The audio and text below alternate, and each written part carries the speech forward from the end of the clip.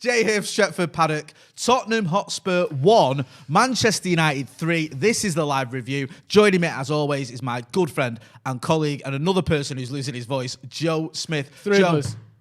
I mean, it says on the title, justice is done. Yes. We were just discussing it before we went live there. Great result, but let's go back to the start. Right. We thought we'd taken the lead, but we hadn't. I mean, because even now I don't know why. I've never seen, and this, obviously with some of the offside stuff, when you get the lines on the pitch, I think we love a bit of that, don't pretty we? much everyone disagrees with doing that, from all sides of football. I've never seen on Twitter, on the on-screen TV pundits, on Reddit, on whatever platform, Facebook, wherever you want to look, no matter who the team is, the percentage of people that think that goal should have been disallowed is, I mean, minuscule to the point where I can't really even find any. Yeah. I don't think I've ever seen a decision like that, where one that's, like I said, other than those ridiculous offsides with the lines and the armpits and all that, where everyone agrees it's bullshit. But this is like a foul. Yeah. I've never seen it. I've never seen that. No. And for everyone on earth, every football-loving person on earth to think that is not a foul, except 4 people, or the ref and then whoever it is. Paul Ince, apparently. And Paul Ince is the other one. In the chat at half-time, I don't know where he is. He's on some sort of broadcast saying that he thought it was a foul, which says it all, really. But other than that, no one thinks that's a foul. No. How is it possible that the referee is the only person who thinks that's a foul? It doesn't make any sense to me. And the fact that it was ruled out, Heung-min Son goes to reach across McTominay. McTominay instinctively goes to push his arm away, catches his face at the end of his arm. Excuse me. There's no malice. There's no hit. He's not even looking backwards. No. It's not like Son's on the ball and he's pushing his face away. Son's miles behind him. He's so far behind him, he doesn't even see where his hand's going. He's just pushing his hand backwards. And obviously his hand flicks his face. Then a brilliant bit of... the disappointing thing at the time was Cavani's not got many goals recently. Yeah. And then this is a fantastic run by Cavani in the tightest of spaces. Yeah. Fantastic play from Paul Pogba. Brilliant ball through. 2 nutmegs, one after the other. And it's the sort of goal that everyone in that build-up, everyone in that chain, that link to the goal, everyone needed that goal. And then it doesn't go in. And the fact that Tottenham scored, what was, I think, 3 minutes later, the same player who goes down holding his face like he's been hurt in ways no one's ever been hurt before, he's the one who scores. A bit of a fuck-up by Victor Lindelof, but it's one of those where anyone who's played football, especially in defence, you're trying to turn your body, keep an eye on the ball, keep an eye on the man that's going behind you, and clear it all at once. Yeah. Obviously, you expect a professional footballer to be able to do those things, but he just gets caught in about 3 different minds. And then obviously it was always going to be Son. But after that, Tottenham just did what you expect from a Jose Mourinho team. They sat back, they didn't try, they waited for United to get the equaliser. And when it came, they go, we'll try a bit now. But, I mean, this game is a very good example of where Tottenham have gone in the last 2 years and where United have gone in the last 2 years. Because let's not forget, Tottenham have been finishing 3rd, 4th, 5th, 3rd, 4th. Like, everywhere except that real upper echelon of 1st and 2nd. And now they look like a scared team that react and are worried and nervous about what the opposition is doing. Manchester United look like a team that has a way of playing, has a way of controlling games, and even in the last 5 minutes when it was largely 2-1 for most of it, we didn't sit back, we didn't allow pressure on, we played very well and obviously got the 3-1 at the end. But you look at Jose and where he's taken this Tottenham team, and Ole and where he's taken this United team, and I think it sums up the 2 managers perfectly, and it was a brilliant day overall. But yeah, you wouldn't swap Jose for Ole now, would you? No one would. No, I don't think they would. Get involved in the comments. Let us know what you think. I know a few people are in the comments already saying, get to the goals, start talking about the good stuff. We started at the beginning. We will get to all the United goals as well. We're just watching it here on the replay for Fred's goal. Let us know what you thought about, obviously, the performance. The result is just what we wanted. Yeah. Great to see that spirit as well. We've seen that time and again this season. I think it's at 23 games now away from home. We've gone unbeaten. Yep. And a lot of them we've had to come from behind. I mean, we do have that belief, don't we, under Ole Gunnar Solskjaer? And we saw it today. And Fred, right? I tell you what, if you listen, you can still hear tweets being deleted because the amount of people who are on my timeline, and maybe even a certain one who was doing the Stretford Paddock tweeting Ronaldo Brown, were like, Fred, what's he doing? Get him off. He's been atrocious. He's giving it away. And then he pops up with a goal that gets us back in it. I mean, admittedly, it wasn't the most difficult of goals, but he was in the right place. took his goal well. We're going to get into Cavani. We'll get into Mason Greenwood as well, the other goal scorers. One player who was getting a lot of love by Gary Neville, and deservedly so, in the commentary, I don't know if you guys could hear it because I know you had the commentary down, was Paul Pogba. Yeah. I thought that was, for me, a fantastic performance by Pogba. But I do. I just thought he just was dominant. He just wanted the ball constantly, kept making things happen, even right until the end as well there, helping Mason's goal. He was just, that's the sort of Paul Pogba that we know we can get, and we just want to see. And if he does stay, which I doubt he will, then if he keeps putting performances like that, then we can start challenging for the top honours. Yeah.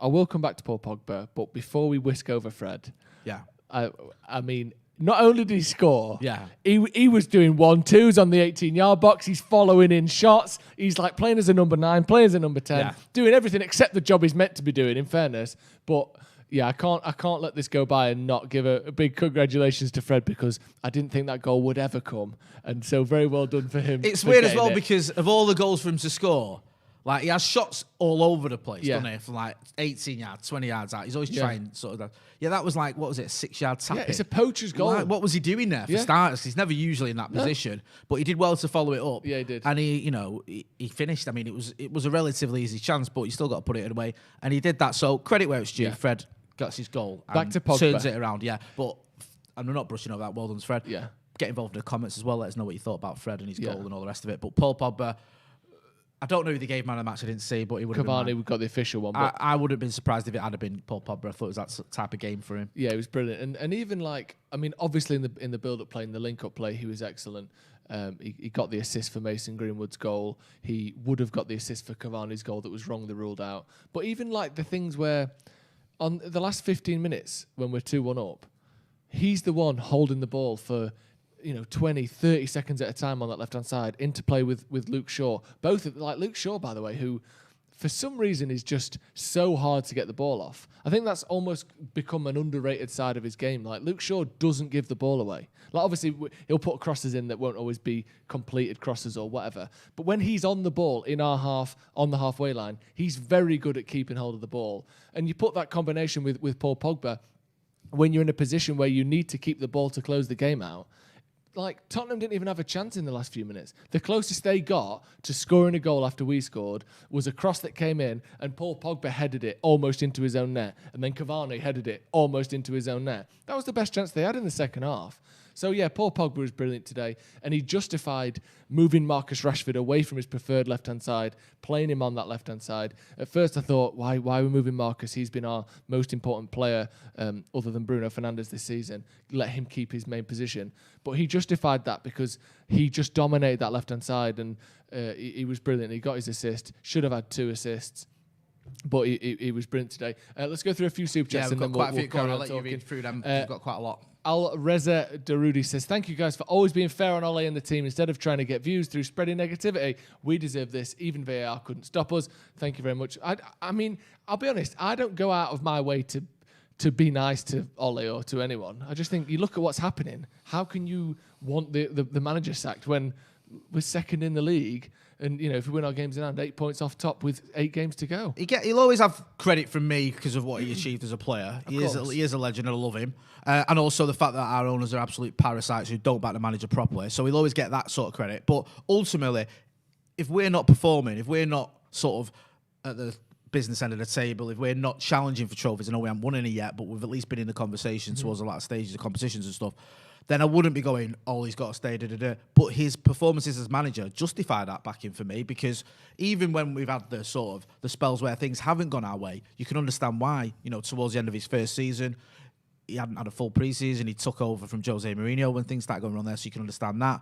You finished 3rd as well. That's progress. You can see what he's trying to do there. This season, we've had some good results. We've had some big results. And obviously, fleetingly, we're at the top of the table, so you can see that he's moving us forward there. And yes, you want to see us winning some silverware and picking up some trophies with him, but I think we're on the right path. And I think if we back him properly in the summer, then Ole Gunnar Solskjaer can have success with his Manchester United team. It's going to be difficult because we know the levels at City are, the squad they've got and the resources they've got. You expect the Scousers to go again as well, and Chelsea are always going to be sort of spending money in the summer, despite the fact they spent a lot last summer. I expect them to back Thomas Tuchel the next one as well. But I think Ole Gunnar Solskjaer, with the right backing, can mount a real title challenge. It's not going to be easy, and we do need the right players, but definitely Ole always gets the backing of myself, yourself, and most of the people on this channel because of the results. Yeah. That's it. Do you know what I mean? Not because of just what he did as a player or the fact we don't like the Glazers.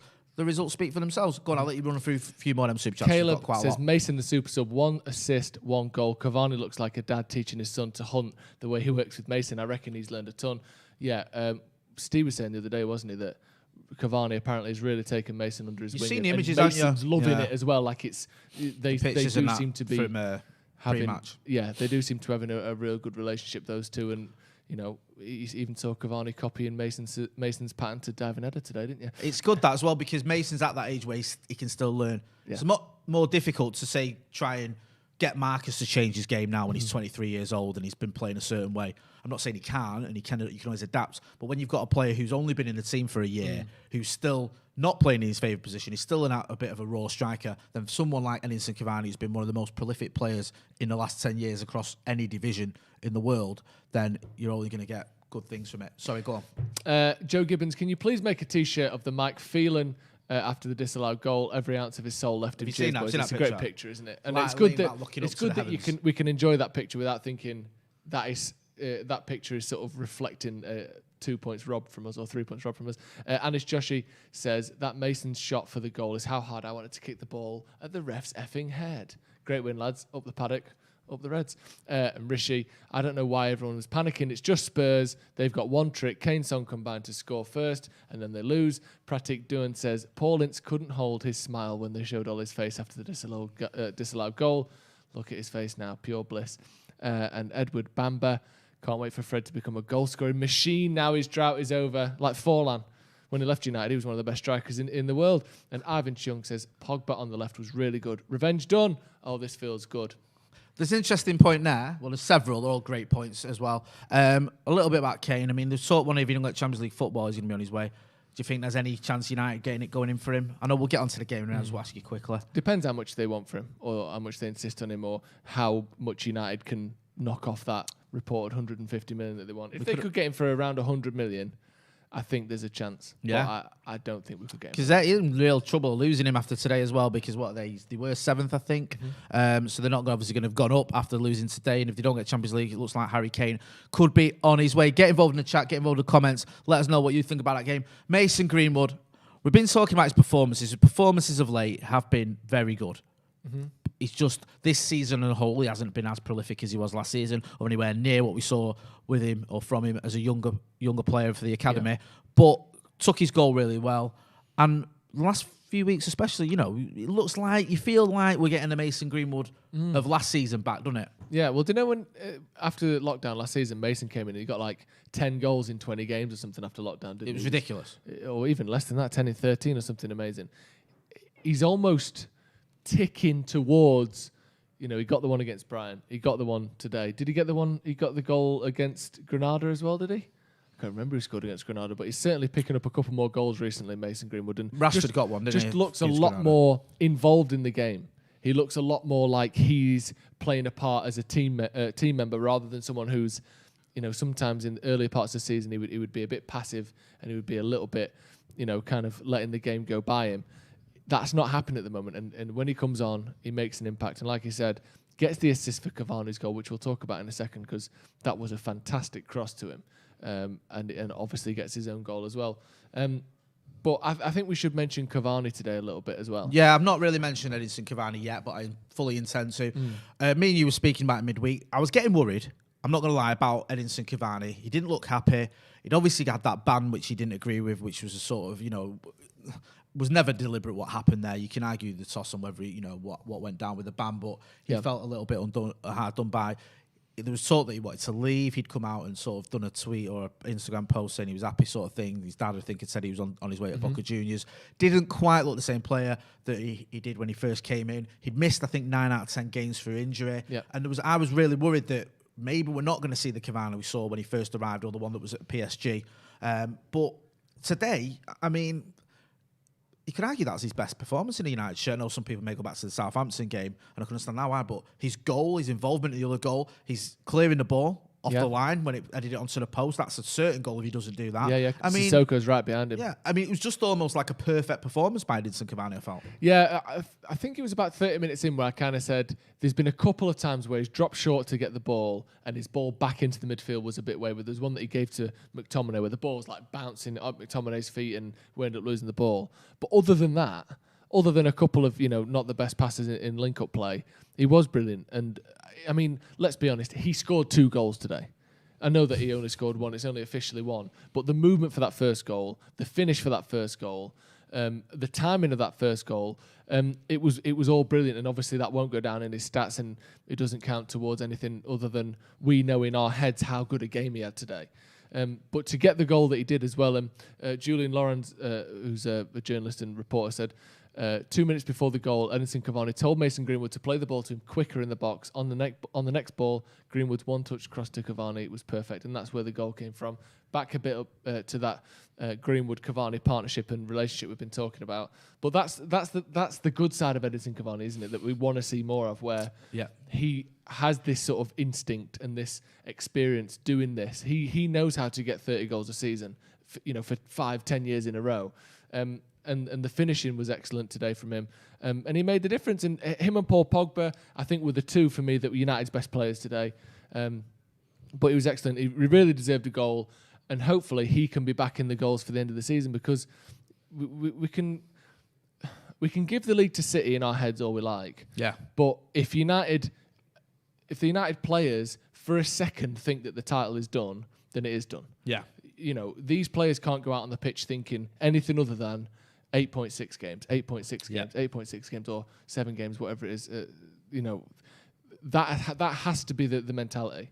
And and while it's the players' mentality, I think it should be our mentality as fans. We should be allowed to think there's still a chance here, and they have to play like that. They're playing like that. Certainly, you see that belief. The heads never drops. Towards the end of that game, you'd have thought when it was 2-1 to us, it was 2-1 to Spurs. Yeah. We were the one wanting, pressing, trying to get the extra goal, looking like confident, wanting the ball. Spurs looked like they were arguing, they were with the ref, sorry, not with each other. They were just didn't like they had any belief. It's not a happy camp. We know that from Jose Mourinho and what's going on there with Spurs. You don't need to get into all that. But certainly at Manchester United, there is that belief. They do seem to all be on the same page as well. You mentioned you've got Cavani sort of helping Mason Greenwood.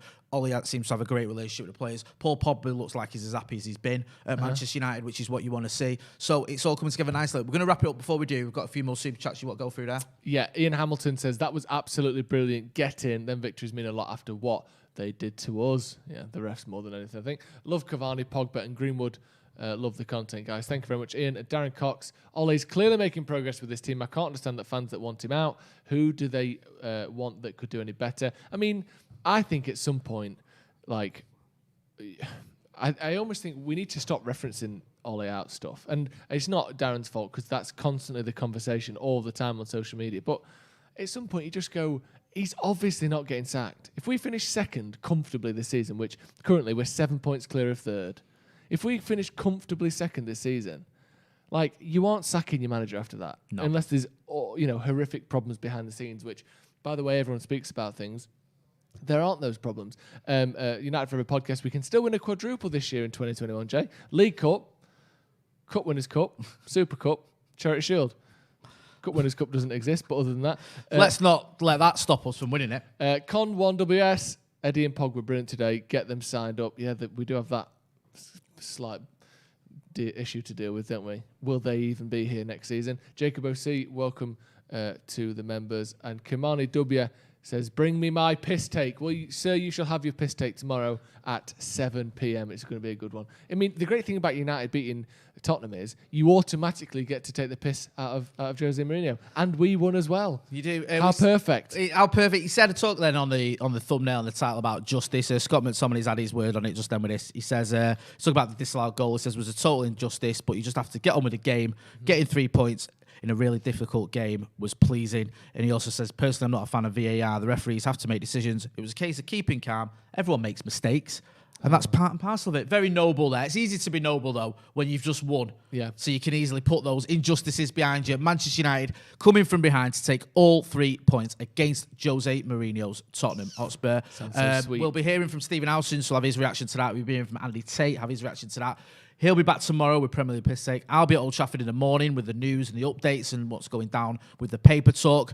And then we'll be looking ahead towards the Granada second leg. So it's all happening, mate. Yeah. So if you're not doing, make sure you're hitting that like button, sharing and subscribing. That's been Joe Smith. Go and check him out. Joe Smith 93. The Fred curse is broken, Jay. The Fred curse. The Fred curse is broken. What Fred curse? It's over, yeah? Put money on him to be top scorer between now and the end of the season. You can do a Jesse and get about 10 goals between now and May. I've been Jay Motti. This has been the live review. Thanks for watching.